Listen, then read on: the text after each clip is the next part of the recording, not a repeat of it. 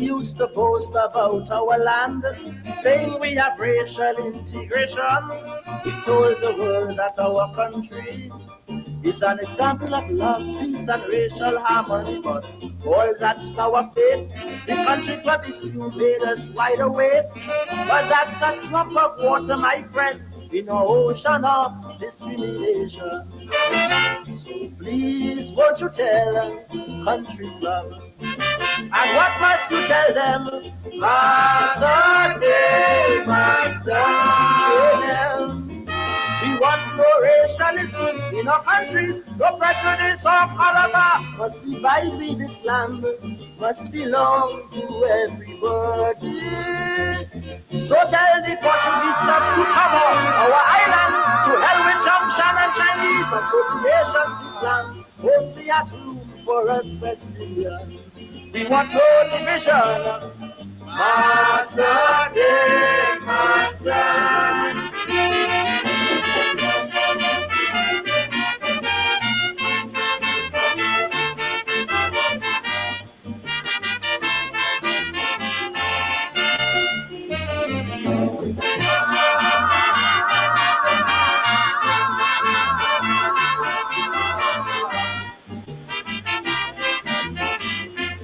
Country club is joke, there are many more. Our banks give us loans based on our color. You get certain lawyers to defend you in court. The color of your skin or prestige is your passport. Massa in hotel, drinking rum and whiskey, and he living swell. And the poor man catching his tail, and if he teeth to live, they throw him in jail. So please, won't you tell them massas?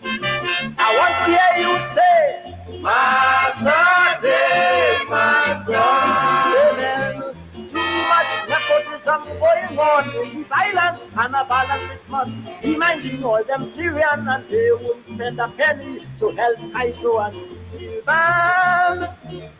Won't you tell the Ministry of Education, stop lining up our children in hot sun, giving flag to some Englishman or Canadian? I am making fun. Master, Master.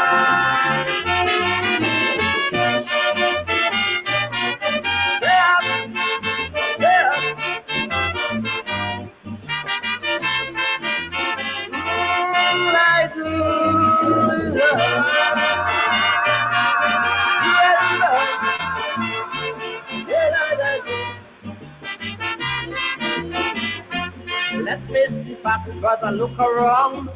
Some youths have jobs, others have none. To get a job, poor girls have to sin. While in most stores and banks you see one race and same skin. Rich men getting away with cockfight churches, gambling on Harvest Day. And police in your tail whole day if you only play wacky and wicked. So tell the police that's discrimination. And what is my message? Master, Master. Amen. Mister, don't you call yourself no white man or no Syrian. You're not a Chinese, Englishman or no German. Everyone living in these lands are all West Indians. In all them big shot hotels like in Hilton, there is the price of drinks to keep out the black man. But people go still buy them folks and bring in the rum. We are making fun. Master, Master.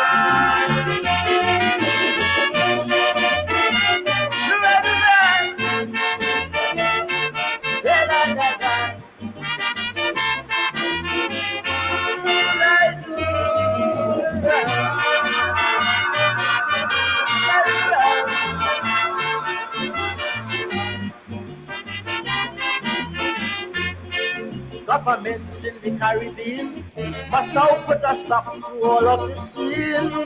It is time to stop massa. Everyone must be free to live and enjoy rights here. No more exploitation. Have respect for labor unions. Pay for wages and benefits. It's time that massa should take his exit. So please, won't you tell the authorities? I want to hear you say, Smiley. Amen. And tell newspapers all over the Caribbean for printing comics like Handbrake and Papa because they degrading the dignity of the black man. And we in the Caribbean have got to know that we are colonial leaders must follow with revolutionary thinking is to really grow. Let us stay up, son. Master Day, Master.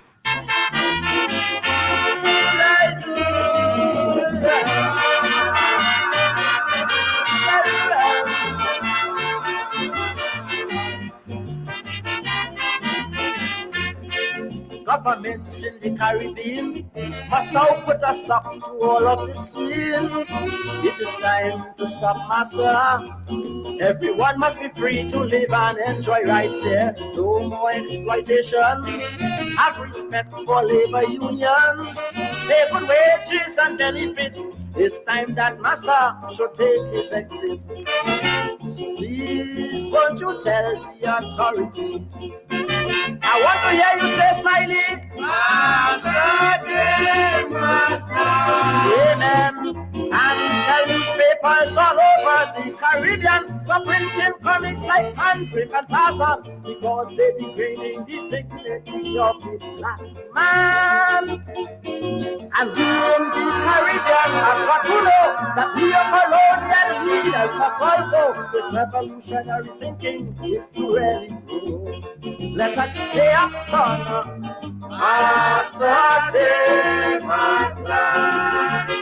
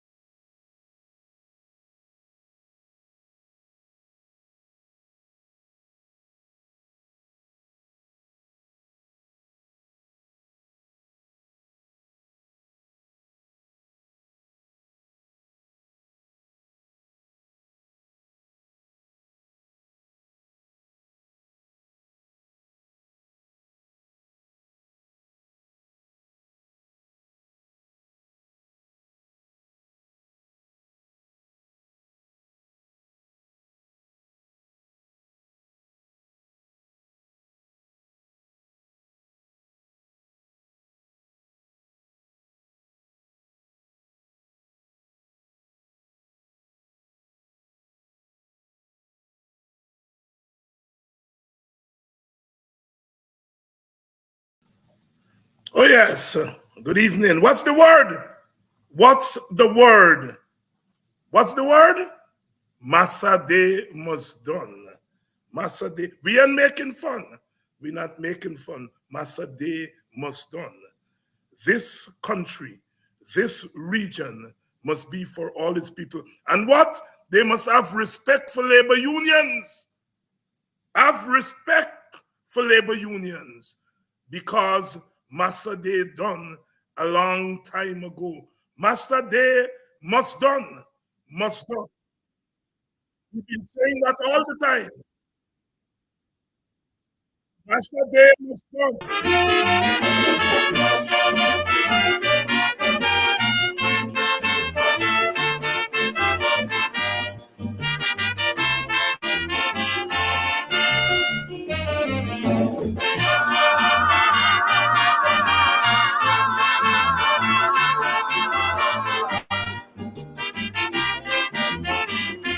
Country club is joke, there are many more. Or banks give us loans based on our color. You get certain lawyers to defend you in court. The color of your skin or prestige is your passport. Massa in hotel, drinking rum and whiskey, and he living swell. And the poor man catching his tail, and if he thief to live, they throw him in jail. So please won't you tell them masses, I want to hear you say, Massa de Massa. Amen. Too much nepotism going on in these islands, Carnival and Christmas, reminding all them Syrian, and they wouldn't spend a penny to help ISO and Steel Band. Won't you tell the Ministry of Education, stop lining up our children in hot sun, waving flag to some Englishman or Canadian. I am making fun. Massa was done. Amen, amen, amen, amen, amen. Massa Day must done. We not making fun. We on a mission. We've always been on a mission, but we're intensifying the mission. Good night, good evening to all of you. The song there, the voice there of Dr. Hollis Liverpool, the chalk dust, Massa Day must done. Too much nepotism in our country, too much bucking down and shoving down and assaulting the dignity of the black man, assaulting the dignity of the black man, saying it as only he can. The mighty chalk dust, Dr. Hollis Liverpool. We're coming, you know, we're coming. Good evening to you, Mr. Beresford. We are almost there with our show on Caribbean music as politics, music as political discourse. We're almost there. Calypso, calypso, calypso music. Oh, God, calypso, oh, God.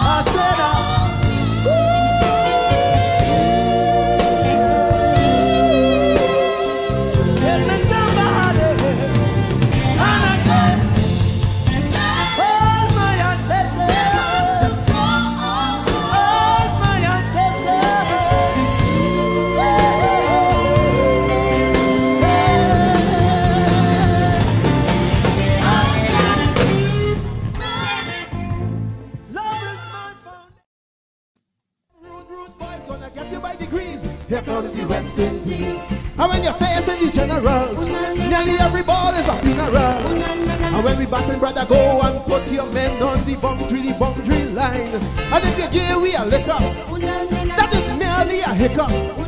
Look, you win the little battle, you lose the war. It's the same result every time. Everybody sing. Here comes the West Indies. Here comes the West Indies.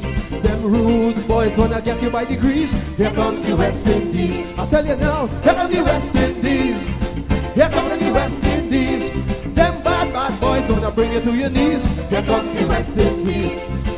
Special request to the Trinity posse. And what about the Guyana posse? And what about the Jamaica posse? Yes, our weekend lineup there. We are launching the Reggae and Calypso 101. Reggae and Calypso 101 on Saturday. Keith Beresford, please pad up. Please pad up. We are launching on Saturday, same time, 7 p.m. And then on Sunday at 6 p.m., it's our cricket show. So on Saturday, Reggae and Calypso 101. And on Sunday, West Indies Cricket 101, going with our politics during the week. So we're getting there. We're getting there. We launched the cricket show this past weekend, and it was a blast. The numbers in some regards exceeded our numbers during the week. My God, you know, they say sometimes our people are tuned out. Tuned out? Our people are tuned in. It's the leaders who are tuned out, you know. You know, when you're talking about action, political action, and every time you all come on this program in your hundreds, that's political action. It means that we are connecting with you and you are connecting with us. And out of that connection, that gelling, that rubbing up together comes Politics 101. Comes Sherrod Duncan's program, comes Mark Benschop, comes Nigel London's program, comes Rickford Burke and Kidaki. All these programs is really political action because our people are in motion. And we're showing the established politicians how you do it. There must be a synthesis of leadership and followership. And it's that synthesis that comes in the form of political action. How are them Guyanese people doing? They're taking all kind of... Nowhere in the world, you don't wake up a morning and 10,000 people come on the streets and say, no, it's a process. The teachers say, air to the leadership. Go on strike. The leadership know when they call the strike, the teachers will be there. And the teachers know that when they're there and they look around, their leaders are there. When they see Coretta McDonald standing up there with all her power, they know that that's the leader that they can trust. They are in motion. They are in motion. It is the coming together. The official opposition can't do that because there is not enough connection.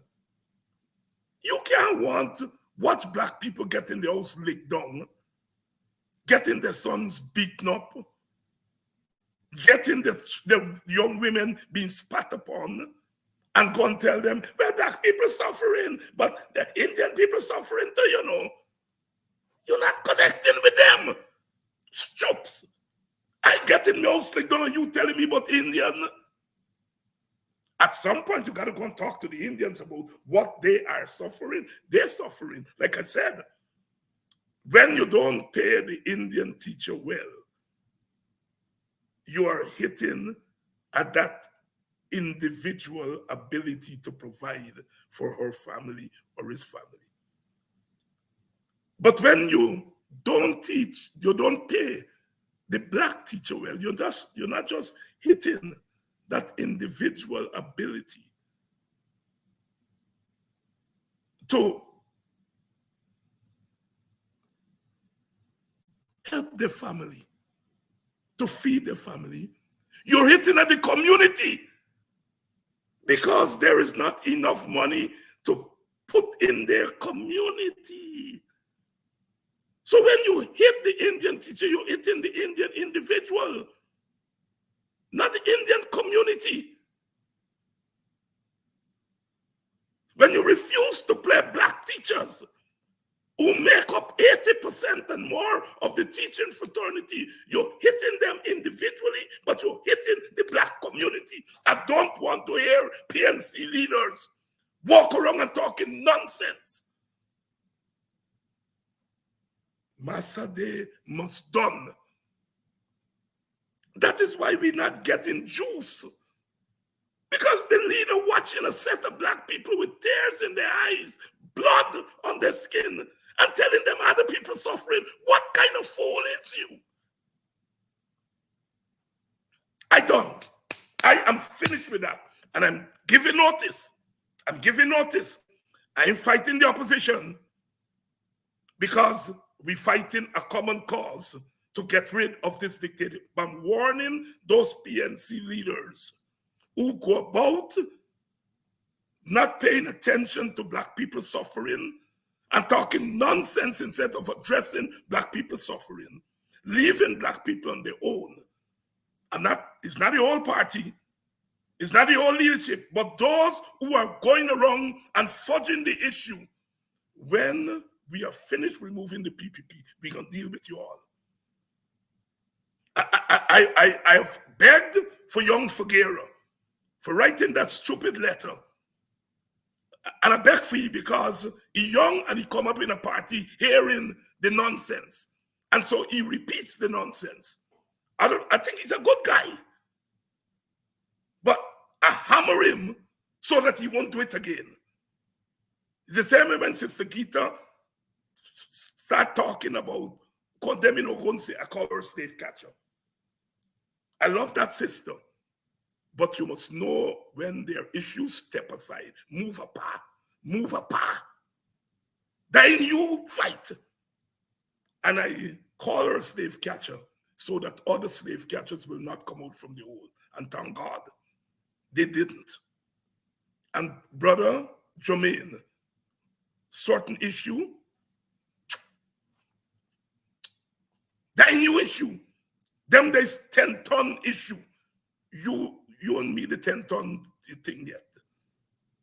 And so I'm warning the PNC leaders, no, I'm fighting you all now.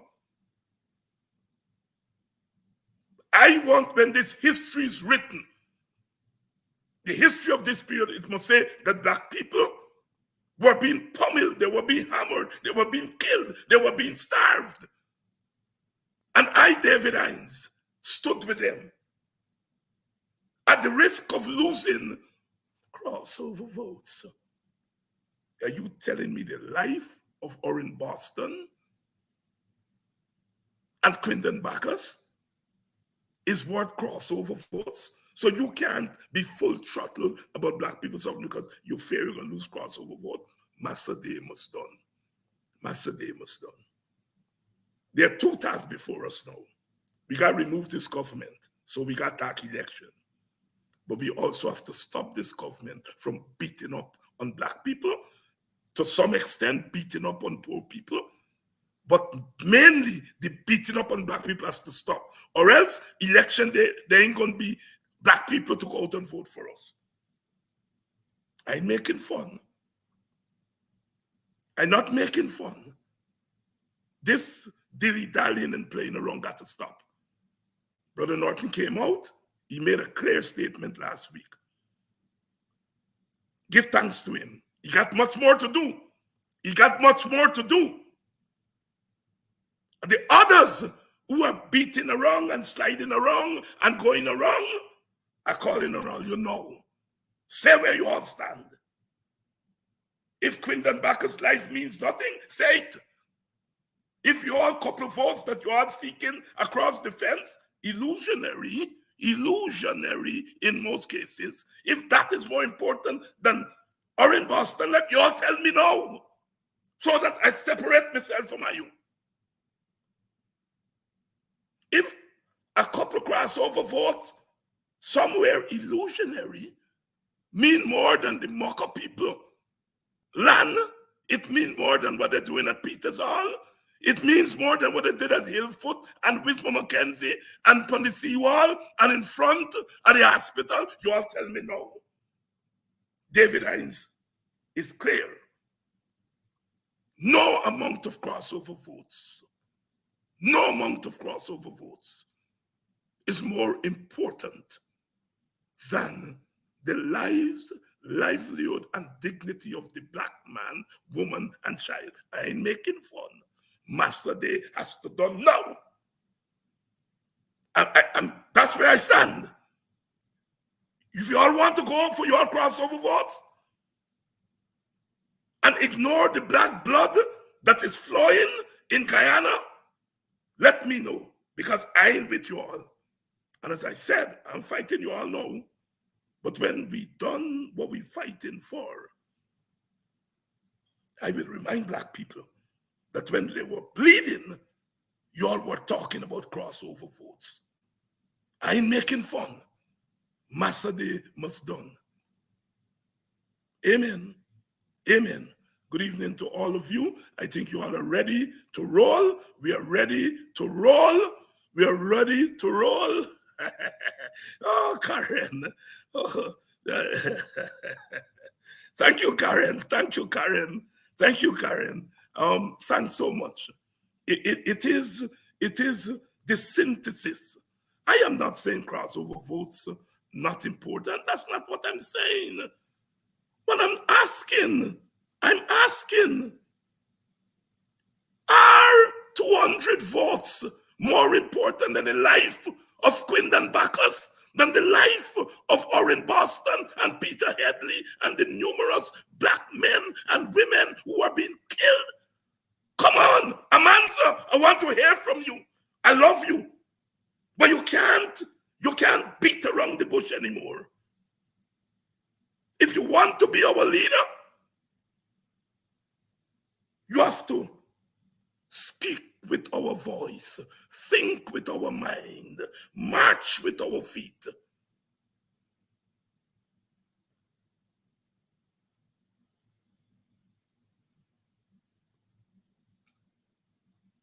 Brother Risedale, I like what you say on Labor Day. The teachers must take the street. You're coming to come. You're coming to come. But I want you to make a clear statement. Where do you stand? Where do you stand on the dignity and the life of the black man? I don't want no but. We're going to deal with but later.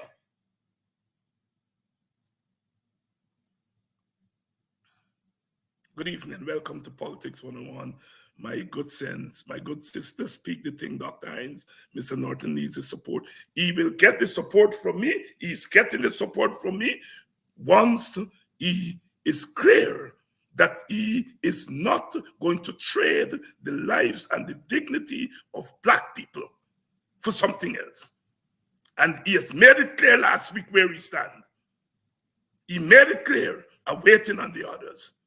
I'm waiting on the others. And I'm calling them. Risedale, you come in. You make some small steps. But I want to hear a clear statement.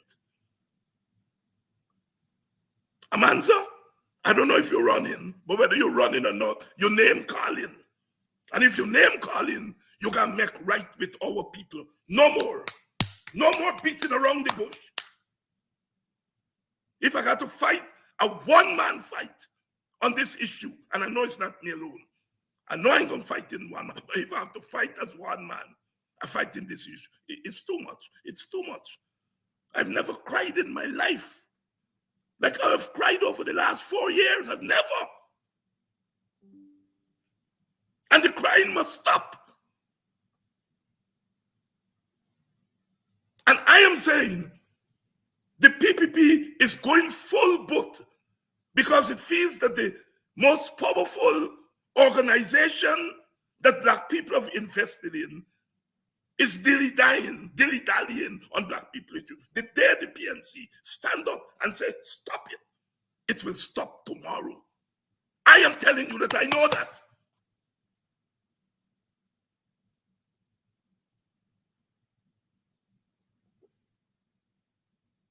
Sidney King and Burnham in the 60s said, stop it.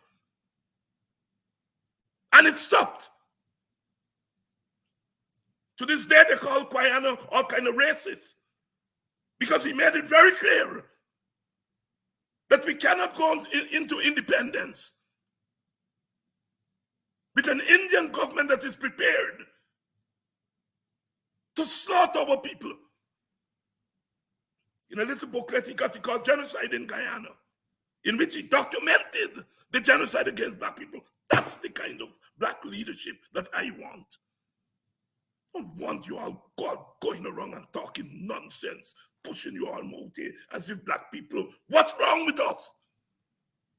Are we getting leper? Are you always frightened? Frightened? But when it comes to Indians, if you're here at your mouth, like when butter sliding off from hot frying pan, when it comes to talk about Indian and Amerindian, when it comes to black people, Master Day was done. Master Day was done. Let's go. I think we're ready. You all gone into 4-figure now. And that's time to bring in my guest. My brother. Good evening. Greetings. Good evening. As well. Thank you so much for having me here with you, Dr. Hinds. And I hope I've not offended you. By no means. You've certainly brought a quite refreshing and heartening emotion to me, and I'm certainly one who, I guess throughout the program, the viewers and others will know my position on these matters. I am certainly overjoyed to know that I do not stand alone. You have brought great relief to my mind. There is still hope for us as a people. Thank you very much, my brother. We expect Mark Benschop to join us later on. Mark is a busy man and so on, but he'll join us later on. Brother Nigel, we haven't talked a lot, but let's start today. The teachers, you're a teacher. You're a teacher. You are a teacher. So this thing is not theory for you. It's not theory. The teachers have embarked. They have resumed their strike. Today is the first day. What are you seeing? What are you hearing? Put what they're doing in larger context for our people. Thank you so much for asking. And they say teachers never retire. So they would have been out of the profession and not being paid. I still am one.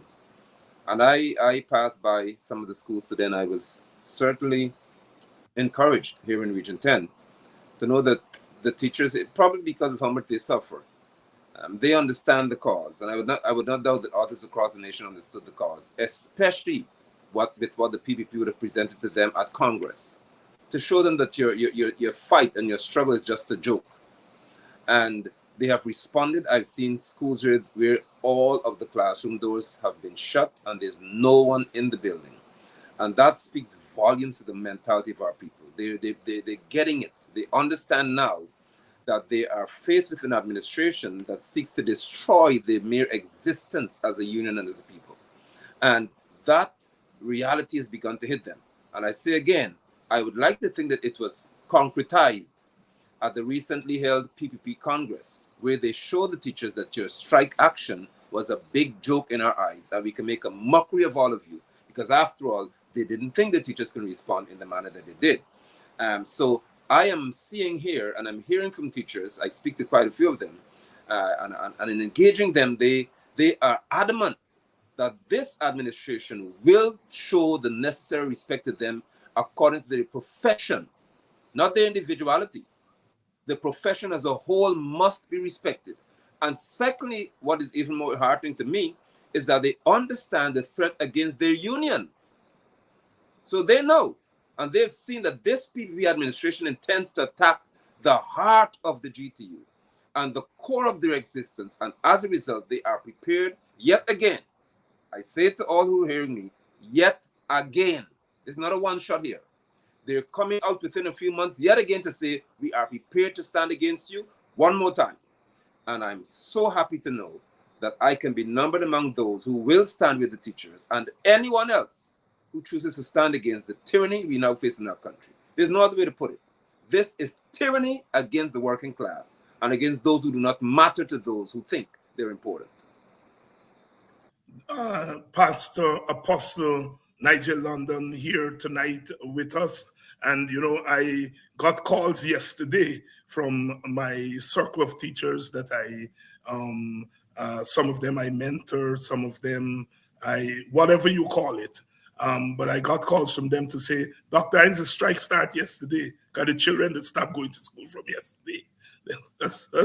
Yesterday, some of the schools were half empty yesterday, and the children started. And it is that spirit.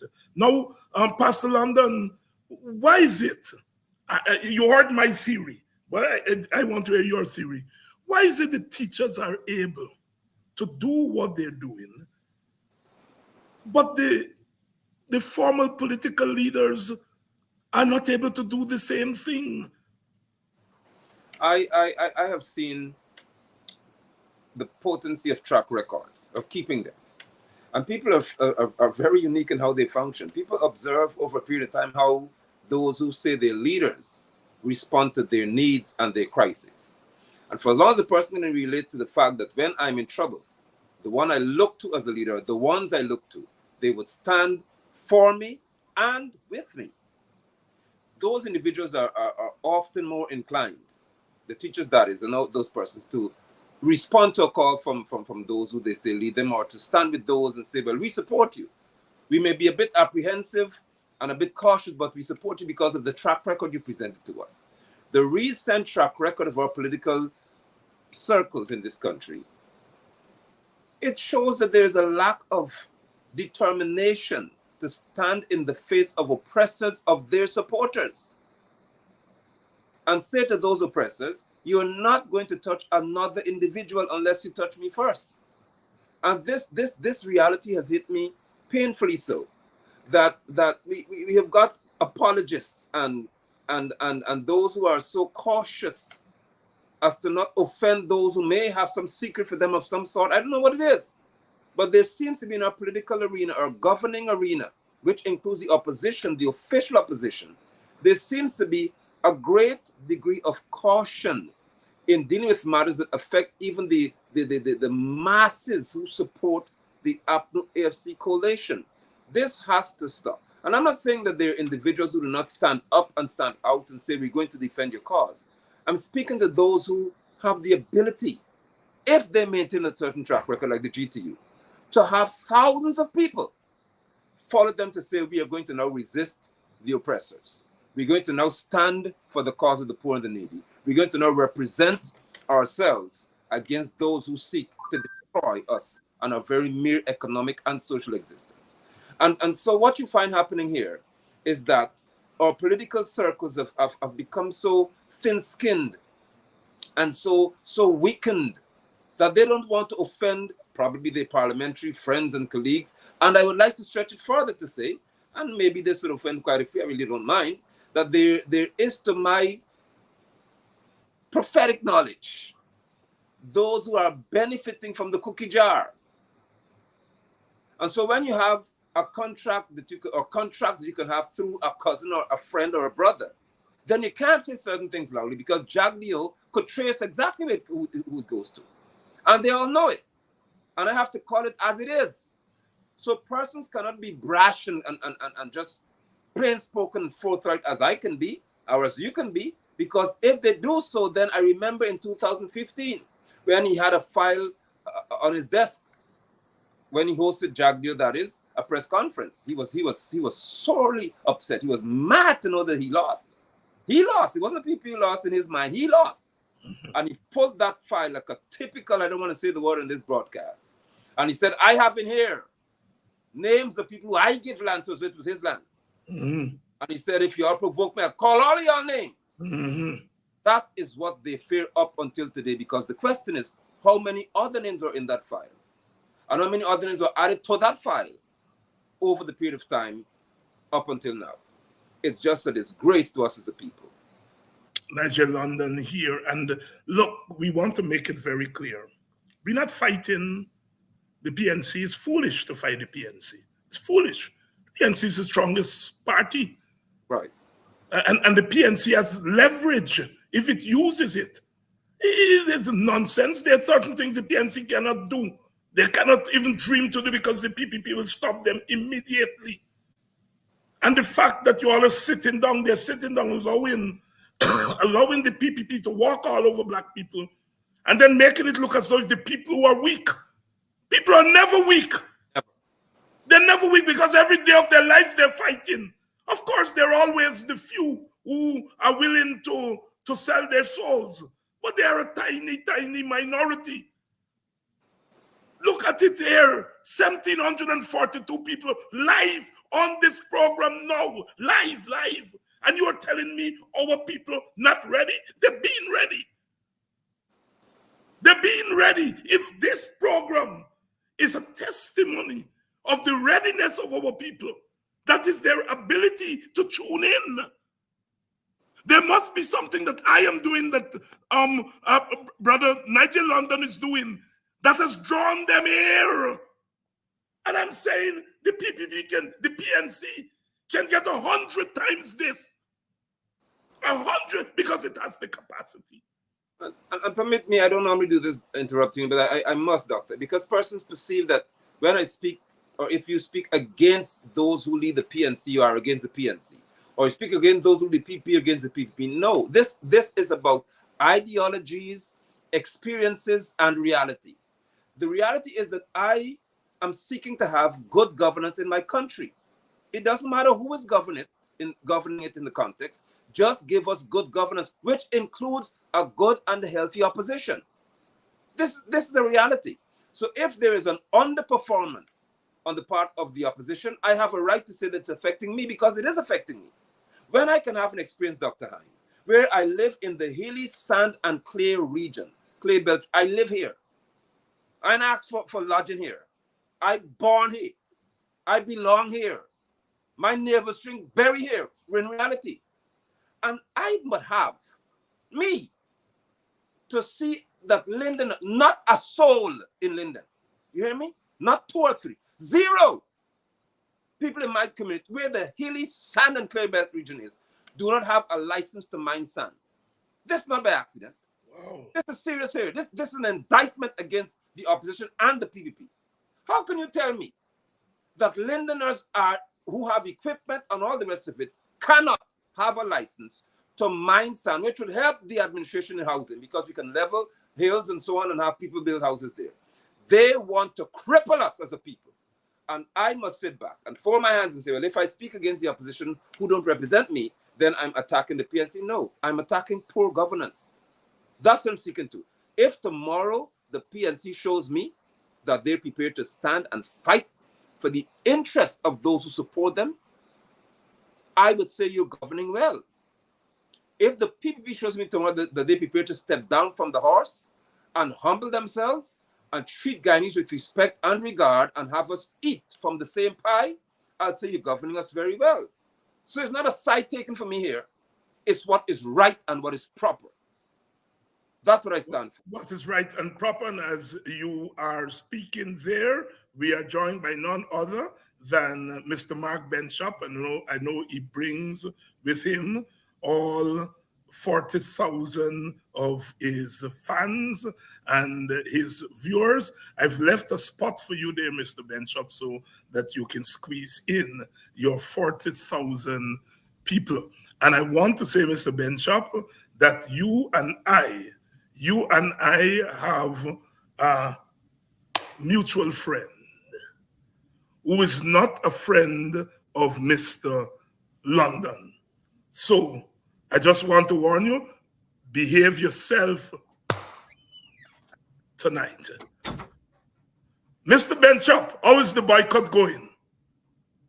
First of all, thank you so much for your time, and thank you for your invitation.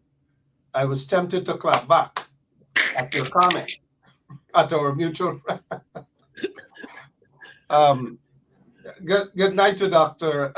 London as well. I say doctor because these days it's just floating around the country just as is, and people just don't get a hang as to what it really. So take that as a compliment. Dr. David Hinds, thank you so much for inviting me. Every time you invite me and you send me that envelope, it gets bigger and bigger. Thank you so much. I say that because I don't want Apostle to get jealous that you actually send me an envelope and you don't send him any. So in terms of the boycott is growing, it's getting bigger, and it's getting better. People have been clapping back big time. They have been clapping back in Brooklyn. They start to clap back in New Jersey. They are going to clap back in Atlanta and other places. So this clap back is going to even hit to Guyana, even up in Linden, my hometown. I hope people are clapping back. I heard the apostle mention earlier that the schools are shut down, they're closed. Kudos to all of the teachers. And I want that, we all expect that to be the case throughout the country. Because as you have said, Dr. Hines, and lots of other folks, including the apostle, enough is enough. Now is not the time to sit down on the fence, 1 foot here and 1 foot there. I recall as a little boy growing up on the quarantine, when you sit down on the fence, things happen. They have a guy, and those of you who are from the quarantine, maybe around Alnis, Philippi side, a man by the name of, I can't recall whether it's Rajabek or one of the guys. They were sitting in the fence, and the fence, something happened, and you know what happened? Right down. And from that day, we were calling him Tierme, whatever it is, Tierme. But I'm not going to say it here because I don't want anybody to clap back at me. And so the boycott is catching on. The people who are affected, the business people, they are feeling the squeeze. Thus far, they have not apologized to the community, and they're making things bad for them because the protest is going to spread. It's going to spread not only in Brooklyn and not only by those targeting those businesses, it's going to go to other establishments because in a struggle, there is no holding back. Whether it's family members, whether it's friends, if you want to sit on the side of the oppressors, well, then you have made that choice. It's time that you feel the squeeze. And we don't want community leaders or some activists trying to dilly-dally on the issue. They want clap, but they clap it with one hand. But I had a very bright uncle on the quarantine who dropped out from nursery school. And every time he would say this, Harry, and he thinks that is something big, he said, hey, one hand man not clap. I want those individuals to, if they are listening right now, and if our friend Rickford Burke is listening right now, Rickford, one hand man don't clap. Don't dilly-dally on this boycotting. It's either you say boycott, don't dance up and spin wrong and do like you're waltzing the Tennessee walls and you spin wrong like a guy from Linda named Disco Monkey. I'm sure you see the apostle gonna laugh. He knows Disco Monkey. We don't want Rickford Burke to pull a disco monkey on us, waltzing and spinning on the dance floor. Call it as it is, Rickford. You've been my friend for all these years. Call it as it is. It is a boycott. Don't ever be afraid to say boycott. I heard you earlier, Dr. Hines. Oh, you're calling out on those who are aspiring to become leaders. They must stop dilly-dallying and say it as it is. This is a boycott season, and we must never be afraid to say it. Jagger is not afraid to say boycott. They have been boycotting for all these years. Irfanali is not afraid to say boycott. Why do we want to do the Tennessee walls? I don't know. Come on. Boycott. Apostle London, where do you stand on the boycott there in Brooklyn? And I'm happy that you've asked. I'm so glad to have my friend here, Mr. Benschop, because I stand very clearly on the right of every person to express themselves and to and to also propagate that thought process. It goes both ways. The right given to anyone to say how they feel is a human right. And I stand wholeheartedly on a principle that says if ever anyone shakes the hand of, embraces, and shows any degree of friendship towards people who are oppressing me or seeking to do so, I would mark you as my enemy.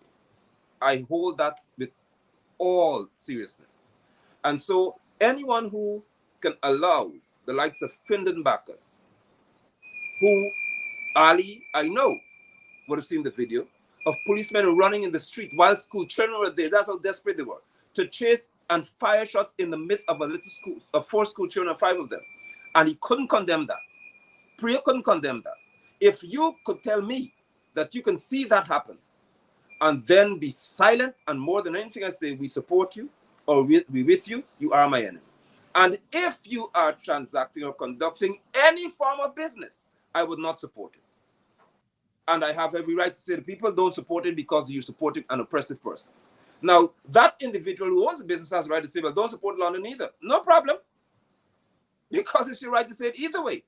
What I find funny is that persons are so hurt that one man is saying, or 2 men are saying, don't support these people. what is so dangerous, and I must address here even the representative for Region 10, one of them, in Mr. Figueroa. Figueroa wrote a piece that up until this day, I cannot even the broadcast address him because of how angry I am. To know that a man who lives in Linden, this is not some Burbetian talking here. He's here. He was here when the people had the bulldozers knocking on houses in Amelia's ward. He was here when they locked people out of the hospital. He was at the bridge with me in the group standing. He knows of our struggle. And when he can be here to say, he also knows that there are businessmen whose business have been shut down in this region because they don't support the PPP. And then he'd say, you have to be so cautious and we have to talk. What's there to talk about? People don't want to talk to me. So I am in full support of anyone who has the right to say how they feel, and I would not reduce Mr. Benschop from having that right. He has a right to say how he feels about the matter. And I am certainly upset, very angry with people who can allow Irfan Ali or any other of these creatures to just pass by them as though it's okay, you get a pass because you call president. No. When he said that he didn't want to pay a week, so he allowed black people in Moko to be stepped on, they like pigs in the mud. No, you can't tell me after that you come smiling in my face. It's all, let's just have it go by. No, it doesn't work like that. It would never work like that. When they accuse Apno FC of rigging an election, okay, then the same Irfan Ali, the same one, couldn't even pick his teeth, as your people say, when for local government, people from the people were signing for dead people. And Jagyo confessed to that. And Irfan didn't say, well, here, so far we're seeing rigging coming up in our circle. When the young lady from Vice News exposed or caused him to expose himself. Sue.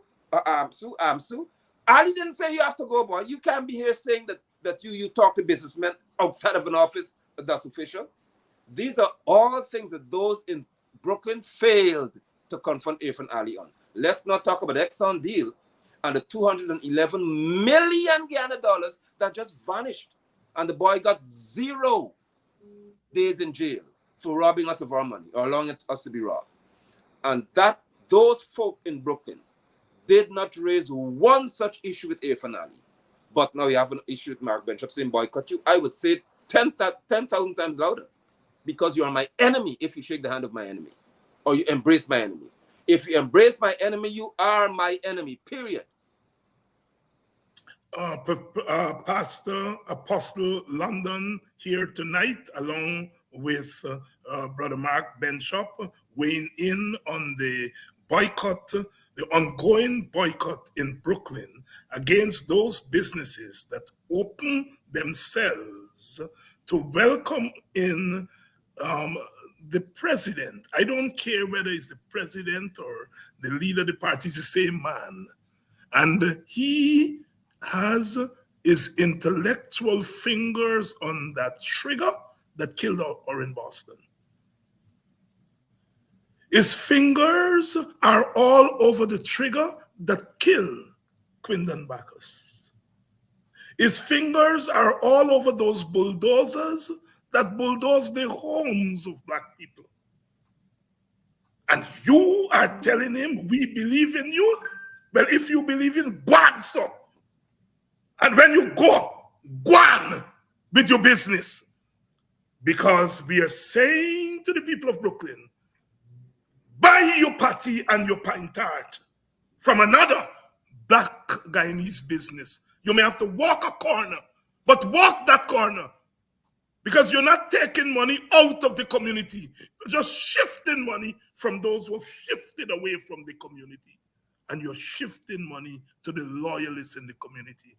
Mark Benschop, if they nail you on the cross, know that there are others who are standing by to take the nails out as they put them in. And I'm one. Go with the boycott. Go with the boycott, because it's the righteous thing to do. We are not mice. We are men. We are men. We are black men with the seed of Akaba and coffee. And if they could have stood up against the might of the Dutch, the might of the British, these here today We are shying away and talking about taking bread out of black people's mouth. Who the hell is taking bread of black people's mouth? It's the government of Guyana. What they're doing to the teachers, and you are telling Mark Benschop that he's taking bread out of black people's mouth. One, sir, man. One. Never to come back.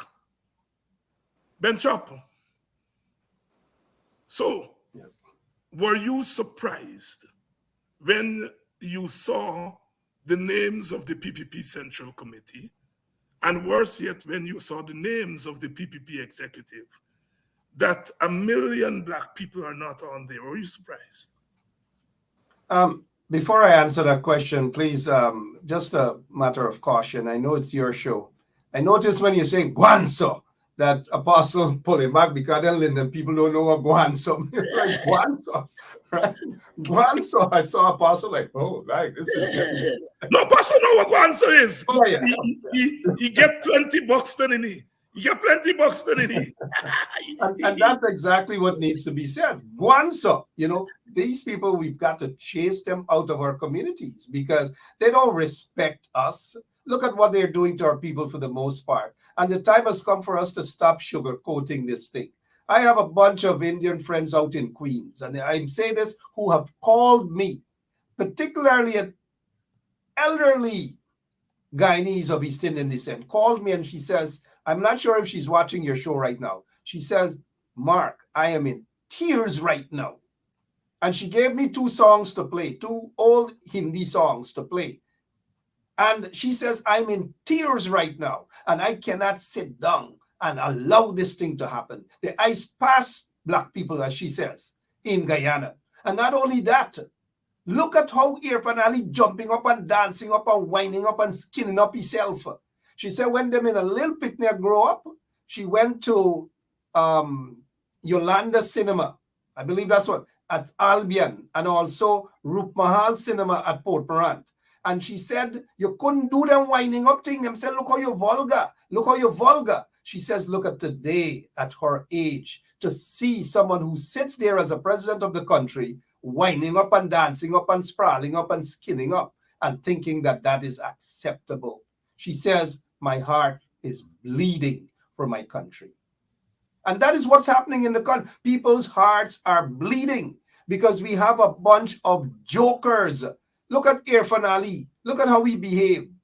That is unacceptable. And then they try to justify it by showing Granger doing a little. I don't know who danced like this except Granger. But even if Granger is dancing like this, it's acceptable. But who wants to see somebody who sits there as quote unquote president of a country make himself a clown show? Had it been, let us say, Aubrey Norton who did that, they would have had a bunch of things to criticize him about. Or David Granger. Look at the vulgar. All them can do, them only can wind up and dance up. But then they find this to be acceptable because a crass like Irfan Ali, wind up and dance up, doesn't have any good interest in the country, can't govern the country properly, can't figure out where the 50,000 jobs he promised the people, where he's going to dig it out from or clap them out from. He can't address his election promises of free education at the university level. All these promises, correct the GPL issues. As soon as they got in there, all manner of problems upon problems upon problems. They spoke about rig elections. They've been calling on the PNC. Where are the coalition? Show are your SOPs. Show are you. That was a chutney and it was a soca song all throughout the country. Show me your SOPs. Where are your SOPs? Every time the coalition go to court, who blocked the court, the elections petition? It's the PPP. So come on, guys. I notice they got a trench crop out there in the audience. Only look at them joker. Look at them joker. If I want to see joker, check out Amjad Khan and Tuntun, brother. Check out Amjad Khan. Bara Jagdev is Amjad Khan, who used to play the crook in all those movies. Well, Bara Jagdev is the crook of the PPP, and Tuntun brother is Irfan Ali. That is what's happening in the country. But yet we must accept that as governance. And because we refuse to accept it, they're labeling us all sorts of names. Abia this, and Abia that, and you are this, and you are that. That's all they can say. And so getting back to the SOPs and the elections petitions, every minute them are run up the court step to stop it because they do not want to open the SOPs. So all of the world that most already know that they rigged the elections, all of their supporters will get to see who really rigged an election by. They know that they have rigged the elections. They know that there are thousands of fraudulent votes, hundreds of thousands. And many of those votes are fraudulent. And so they want to stop their supporters from seeing the truth, seeing the evidence. Speaking of your question that you asked now, and that is why, thank you. So goddamn, people really story long, right? But I was just getting to the rigged elections, the rigged 2020 elections. So don't worry with them about coalition rig elections and PNC rig elections. The party that has the most history and evidence have proved them of rigging elections is the PPP. They have been rigging elections from God and since thy kingdom come. They have been rigging elections upon elections upon elections. They've been rigging, and they've rigged the 2020 elections. So getting to your questions now. Question: am I surprised of that list? No. That is because Jagdeo and his cabal, they sat down at Freedom House and they set that elections so that it can be rigged and put those names that you guys see there, all those Pakus, all those trench crappos names on the list. That's right, Emma, Pakus. All those Pakus, as Emma said, Paku. That is what, so Dr. Hines, you asked me a question, a list filled with Pakus. A bunch of Pakus that don't mean well for the country. They're a bunch of Nimakaram. They're a bunch of Koras. They're a bunch of Catfish. They're a bunch of Katahar. They're a bunch of Tere Kabur, Nanika Chodor, Kalandeke, and the rest is known. That is what they are. They're not people who mean well for the country. They're not patriots. Some of them are convicts. Some of them are pedophiles. Some of them are all sorts of things. Some of them are thief men. Some of them are criminals. They are shake down people for money. These people can never mean well for a country. That is why our country is tearing apart. That is why our country is crying right now. And it doesn't matter of your religion. It doesn't matter of your ethnicity. People on the quarantine are crying. People at Black Bush Pole are crying. From Lesbiolan to Maibikuri to Yakasari. People at Port Morant are crying. People at Little Africa of Corriverton. People at Little India of Corriverton are crying. People in Buxton, them are crying. Them a proper cry. People at Belladrum, people at Ituli, people at Kokwani, people at Bartika, people at Letem, even people in Camp Street Prison right now, and Luziknan Prison, and Timeri Prison, and New Amsterdam Prison. Them a cry right now. And while they're crying, you get $1 trillion budget and people sleeping on the pavement. People are starving. You don't have money to pay the teachers. You don't get money to pay the nurses. You don't get money to pay the policemen and women. But come Christmas time, you're trying to make people paku by giving them a nice package. Oh, a Christmas package. And then you go wrong about by the officers' mess, and all the policemen, them take paku in and then clap up. Yay! We got to stop the brainwashing of people throughout the country. Enough is enough. And those who embrace the oppressors, and I say those who embrace the oppressors, they've got to feel it. And if they got to feel it through economic standpoint by boycotting them, so be it. Clap your roti somewhere else. Take a piece and dash it to somebody else that is in the struggle with you, that want a better Guyana. And those of us who are fighting, we are not fighting because we want a divided Guyana. We are not fighting because we want to see one ethnic group on top of the other. We want to see all Guyanese being treated equally, whether it's Auntie Vashti up at Peters Hall that they're discriminating against because she's the old person of African descent. She don't get sense. Them go just throw little crumbs at her, and her neighbors must enjoy the good life with 60 million, 50-something million, and you're only giving she 10 million, all because of what she looks like. And then you want to call that fairness? And then you get some people out in Brooklyn, welcome Irfan Ali, the oppressor, into your business. And you say, we respect you. We love you. Come on, baby, shake it, baby, shake it, baby, shake it. No, enough is enough. Who vex?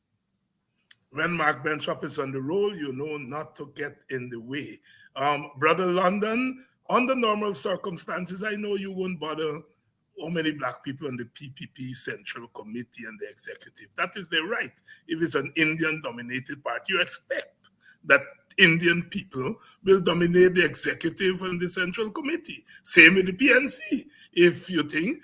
But because Jack Dio says that the PPP is the most multiracial party, and they win over black people, and they love black people, and if you concede black people in the Congress, well, we can't help but look and watch.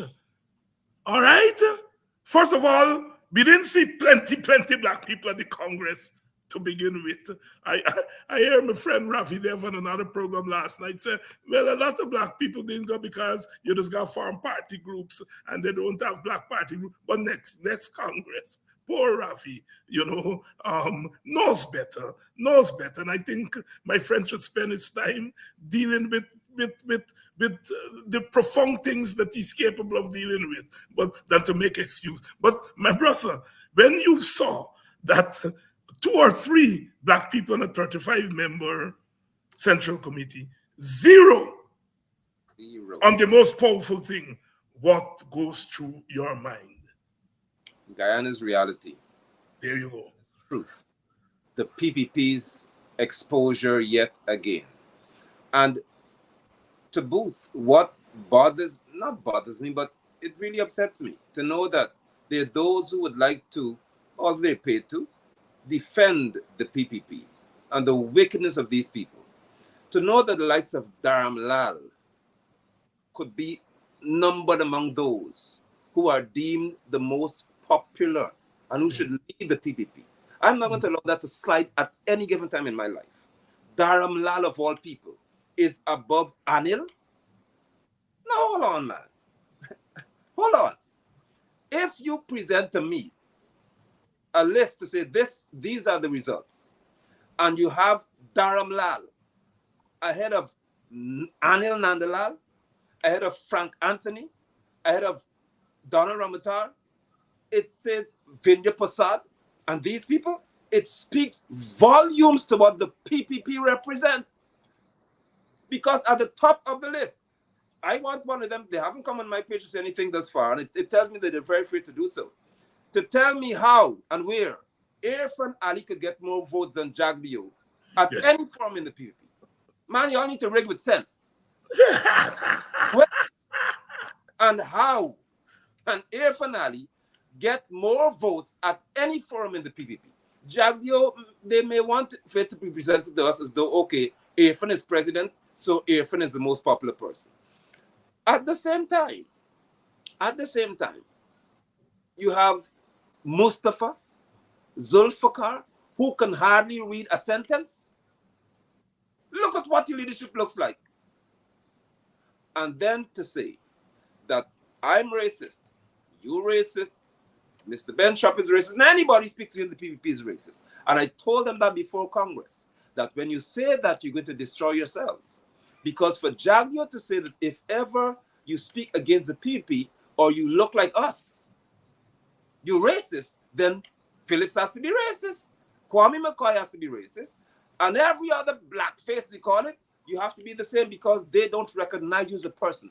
I said it as well before Congress, that when Jagdio says certain things about African people, he seems to forget that he has them among him in the group, claiming to be loving towards them. And so when you look at the executive, when you look at there being 0 African descendants deemed capable of running the PPP, you've shown us exactly what you really are. You are racist to the core. Now go to the UN and tell them that here is the list of our central executive body. Here is the list. And the list shows you that the decision makers of the PPP, the key decision makers, are African descendants. Show them that list, that you can't even find one of us among y'all who's capable of leading the PPP. But you could find Ejil to go to an African descendant and tell her that she has to receive a document and he knows better, and sign as having to receive it without even reading it thoroughly or seeking legal counsel on it. Just sign and say you got it. When Nigel knows very well that for you to take anybody's property under the law of eminent domain, you must first of all satisfy the one who's going to be hurt, that I'm going to compensate you enough to encourage you to move. That's basic law. And those dunderheads would allow him, because he can't fit in the executive body, the top tier of PPP. Now you're a bottom feeder, according to what Chedi said. You're a bottom of the ladder dweller. So go out in public and face the African descendants and let them cuss you. That's what you're good for. I'm waiting. Apostle London here tonight. Mark, we should ask them to show us the SOPs. Yes. They're not going to show the SOPs. They're not going to show, because most of the PPP supporters, and we see some of them, they are one track, and you check their mentality. It's always about something sexual in nature, and something is wrong with these guys. Something is definitely wrong. But in 2017, Dr. Hines and Apostle and all your viewers, in 2017, the list of executives, decision makers of the PPPC had two persons supposed to be of African descent. The late Dr. Roger Luncheon and somebody who is intellectually invalid by the name of Collymore, Clinton Collymore. Those were the only two back in 2017. In 2024, there's nothing, no African person. That is why at the Congress, if you noticed, at the Congress, Barra Jack Deere, the dictator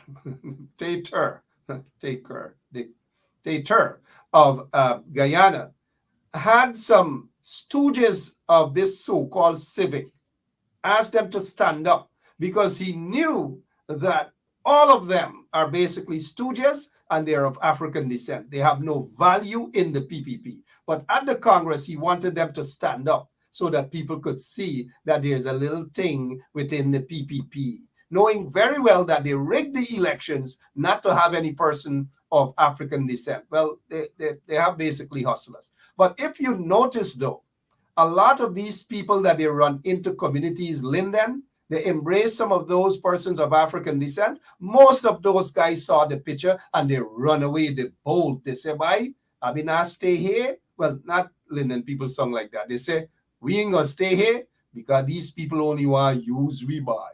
Just imagine these people want to use we. Let me get no value for we. You go quarantine, the same thing. So they have lost majority of the persons of African descent they try to bring within the party. The party is a racist party. That is why they go after primarily persons of African descent to destroy them, destroy their business, destroy their families, every single thing they do. And people like us, they're not going to like us. They want to paint us as though we're the bad guy. But I'm tired of trying to say, "Oh, I'm not a bad guy. I speak the truth." We all speak the truth. And if by speaking the truth in the eyes of people like Barajak, the corrupt criminals like those guys, see us as the bad guys, well, then we must be doing something that is right. And you know what is hurting them, right? Is the clap back. They clap back, raise their bumps. So every time you clap back at those PPP guys on Facebook. Jack Deere was feeling the pressure. He said, "Oh, y'all go out on social media and fight back." Even though they're spending hundreds of millions of dollars with NCN, NTN, this TV, that TV, this radio, that radio, it is not working for them. And they're asking themselves, why is it they're not winning this battle? They're not winning this battle because people are clapping back. People's eyes are open. And when those who are in Brooklyn want to embrace the oppressors, all because of a little piece of land, all because of a little thing they could do for some foundation they get, and they're expecting a little $2 million, $1.5 million, that's Guyana money, crumbs. Yes, yeah. They are selling their community out. They are selling their people out for just a little crumbs from the PPP. And those who are selling out their community and the struggle must not be trusted and cannot be supported. And for those who want to sit on the fence and say, oh, is we people business, we can do the. They weren't singing that song though when they called back then for, and quite rightly so, boycott against hits and jams. They weren't saying that it's black-owned business. Let me don't boycott them. All of them who are hollering now, the few of them who are hollering now, oh, we can boycott Brooklyn because it's we own. They weren't saying that with hits and jams. They weren't saying that with Kashif and Shanghai. So the question is, what make them saying it now? Why? And you know, those who are against the boycott now, but who were in favor of boycott before, right, are hypocrites. And I say again, boycott is not a curse word. It's an effective tool working against oppressive regime. And Guyana has an oppressive regime. And if it takes boycott to do the trick, well, boycott it is. If Rickford Burke is watching, good night to you, my brother. Do not be afraid. I noticed Dr. Hines laughing. You might say, man, leave Rickford, leave Ricky alone now. Rickford, do not be afraid to say boycott. Don't twist it, don't turn it, don't try to dress it up like a salad. It is boycott. Simple as that. Let's not pussyfoot. But boycott, our people are saying here in the comment section that what we need is unity.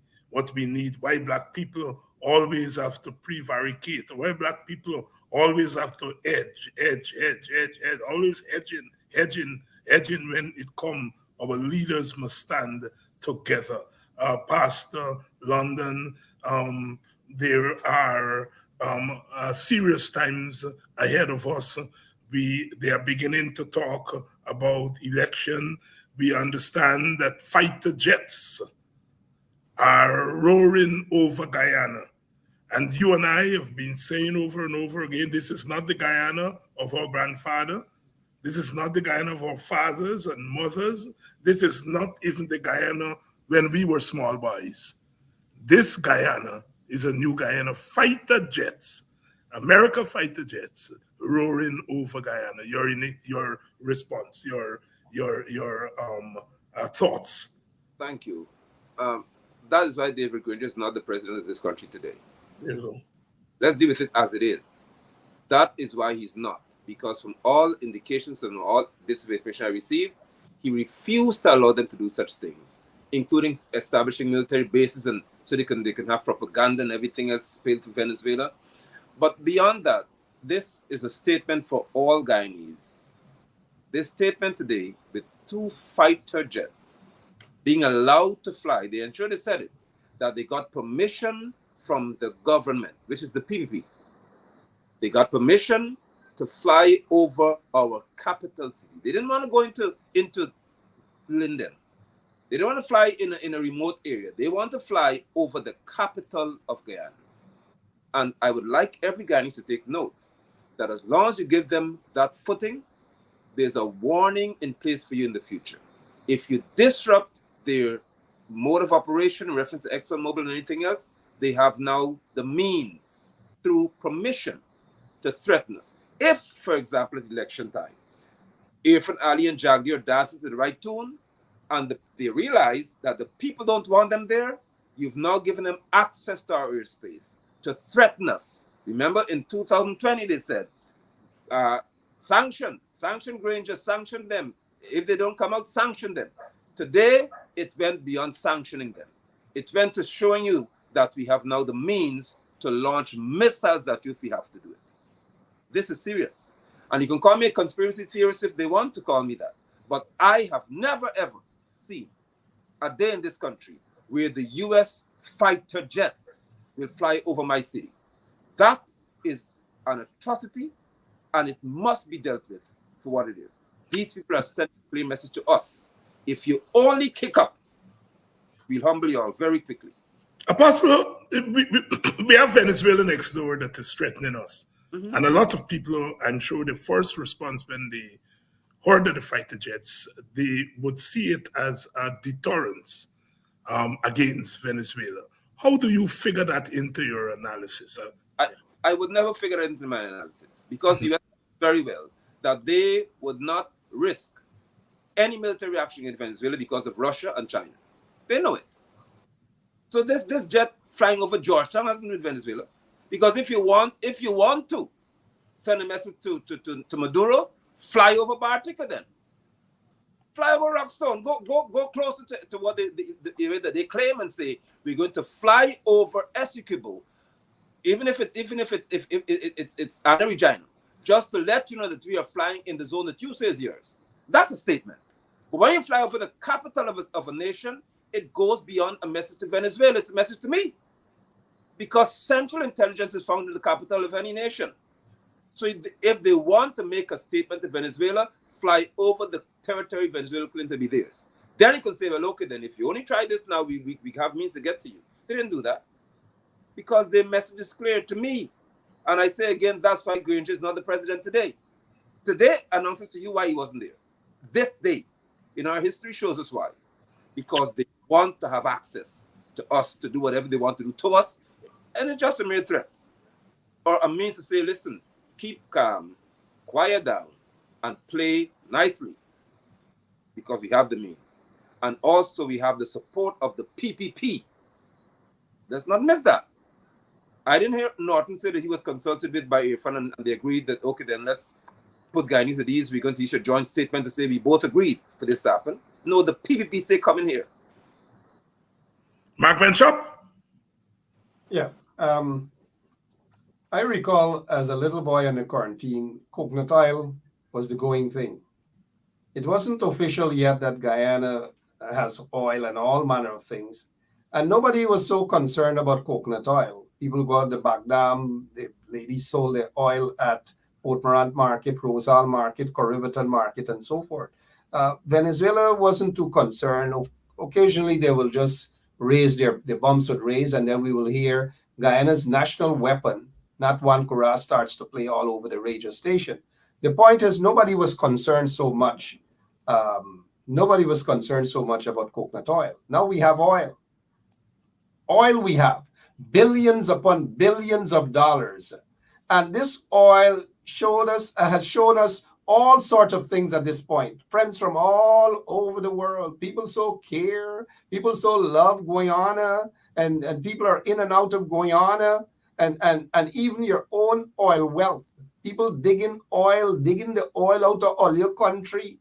And the citizens of the country have to pay every single thing, all the expenses for the people who are rooting out, who are draining out the oil, your natural resources out of your country and sending everything, billions upon billions of dollars. You got to pay all the expenses for executives of Exxon when they fly in the country, when they fly out the country. They fly in the country with the mamu, the mami, the chachi, the chacha, the pua, and everybody into the country. All Guyanese taxpayers' dollars have to pay for that. Wherever these executives of Exxon go, the people of Guyana got to pay for that. So when we thought that slavery was abolished back in 1838, we were lying. Our ancestors, those who fought, those who built that country, they must be turning in their graves as of now. They are turning in their graves because that's not the Guyana that they sweat for. That's not the Guyana that they built. That's not the Guyana that they died for. And so when you look at where the country is right now, when you have flat-foot hustlers like Irfan Ali, because he is a flat-foot hustler, he doesn't know how to be anything better than a flat-foot hustler.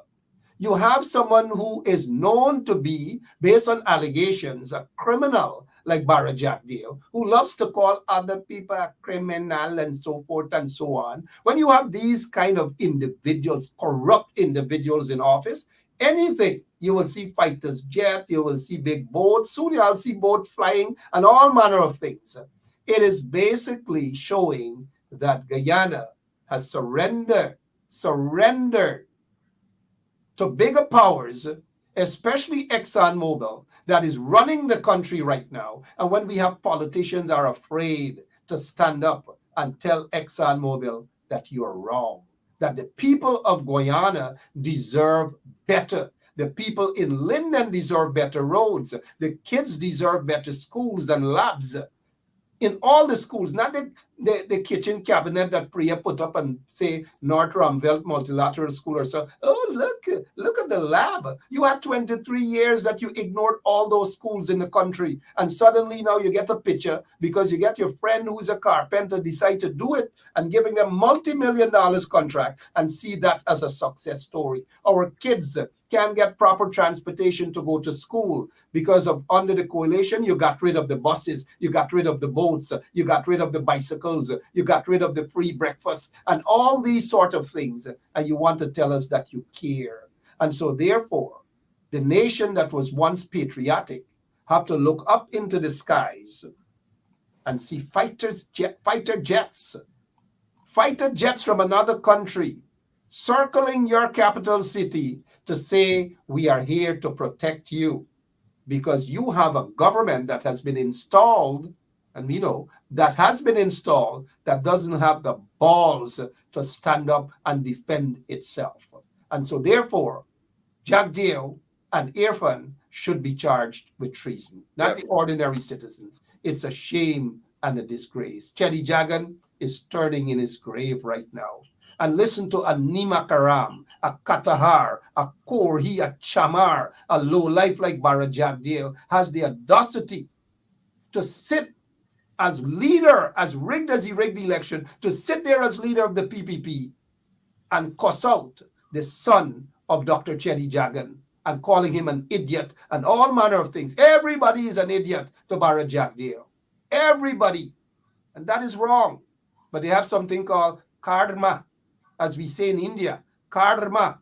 Karma will visit these guys, and I'm hoping that karma will visit them very soon. They have brought wrath onto the nation. They have brought disgrace onto the nation. They have brought suffering upon the people on this nation. And the people, all of the people, have to stand up and say enough is enough. Of course, with their votes. Enough is enough. We are tired of this corrupt PPP regime. Enough is enough. I would like to say thanks to all of you. Welcome, Ans Grove in the house. I know we forget Ans Grove Eula Williams, Ans Grove in the house. I know lots of Ans Grovians are usually in the house, and I don't always acknowledge you all Ans Grove people.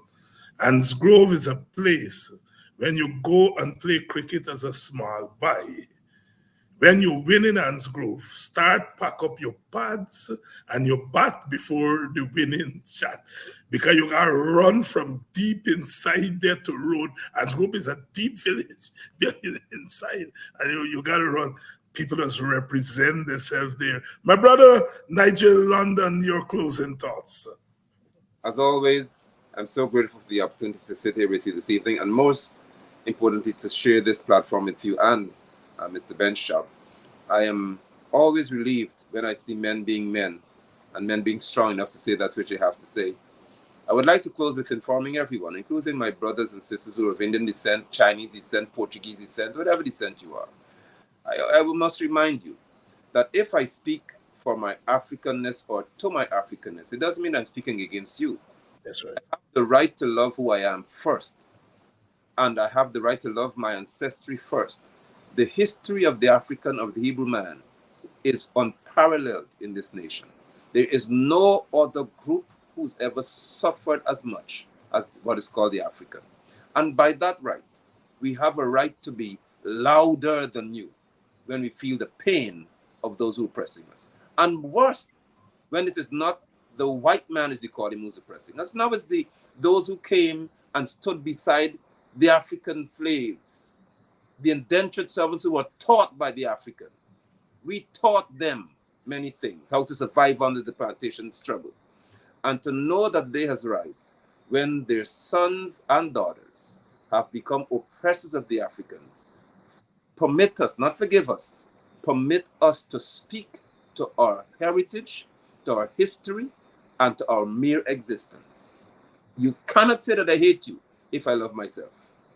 Thank you for the time I spent with you. And thank you, my brother. Every single word that came from your mouth there represent my feelings. You speak for me also. Every single word that cometh from your mouth. Mark Benschop, you have the last word. Yeah, thank you so much. I don't know when was the last time I had the last word, but thank you for elevating me. Um, so Dr. Hines and of course Apostle London, I appreciate your honesty, and we can see the passion. I do know that we speak on behalf of so many people out there. But briefly, my closing remarks is that the boycott is a legitimate tool. And again, I'm calling on folks to intensify the boycott. Look out for other businesses that are in bed with the oppressors. It doesn't matter their ethnicity. And this is not to say that you are going to boycott somebody's business because of their political affiliation. No, people can have a political affiliation that's different from yours or mine. It's fine. It's perfectly fine. But when you are going to brazenly embrace the oppressors, that is where I have a problem with. And I know a lot of you out there have a problem with that as well. So look around for those enablers. And if they have a business, boycott their business, whether it's in Brooklyn, whether it's in Queens, whether it's in New Jersey, whether it's in Atlanta, whatever business they have. If they are promoters, boycott their parties, boycott their boat rides. I'm not saying that all of the promoters and so forth, and I'm not saying that you know who they are. When it comes to Guyana, be careful where you spend your money. Be careful. Boycott those businesses that are embracing the oppressors to oppress you and make your community and members within your community lives miserable. Boycott those businesses. It's a legitimate tool. The government, the so-called government, has been boycotting businesses in Guyana. They have been boycotting businesses like 107.1 FM. They've been boycotting businesses like Channel 9 and others. And when we heard Barrett Jagde calling on his supporters to boycott the Kaitor News, to boycott Stabrook News, they thought that that was fine. And so they feel that they are the only ones who have the power to say people must boycott X, Y, and Z business. The time has come for men to grow some BALLS and stand up and tell Bara Jagdev and Irfan what they need to hear. We can't just sit down and depend on Auntie Vashti or Auntie Data and so forth and so on. Women have been doing this more recently because it seems that the women are far more courageous than the men. Men, y'all stop hiding behind the keyboards and writing. Oh, yes, hail up. Y'all got to do more than just writing. Y'all got to take a position and y'all got to stand with us as well. Enough is enough. And again, I say good night. I know Rickford Burke might be watching. Good night to you, Rickford. Hope you're having a good night. Don't be afraid, Rickford. Do not be afraid to use the B word. Do not be afraid to say boycott. Boycott is boycott. Story done. Boycott. Mark Benschop, and I know you'll all be going over to Mark in a couple of minutes. Mark, 1 second, Dr. Hines. Huh? Oh, man. Tired, man. Oh, what? You're tired. All right. They're still looking for me. Hey, Mark, it's always a pleasure to have you on this side of the microphone. And as usual, Pastor London, you bring the energy that we always want on this program. Thank you all, brothers. Thank you, sir. And thank you, the audience. You all have been such wonderful people. Without you, there is no program. Keep coming, because we are doing this together. In the end, we shall overcome. And we are making it very clear here that we're not fighting one another in this struggle, but we want to hear from those who are coming and presenting themselves as leader. We want to hear about all the other issues that you're interested in, but we want to hear where you stand with Black people. Are you for the murder of Black people? Are you for the kicking down of their homes? Are you for paying them slave wages? Say where you stand. Say where you stand tonight. Where you stand on the boycott. Where you stand on the boycott. Say where you stand. Don't mumble. Don't mumble. See you all tomorrow night. Same time, same place. Because as usual, we do say good night to Sherrod, I know you also have a couple of minutes with him. Say good night to him. And I'm going to see you all here tomorrow night.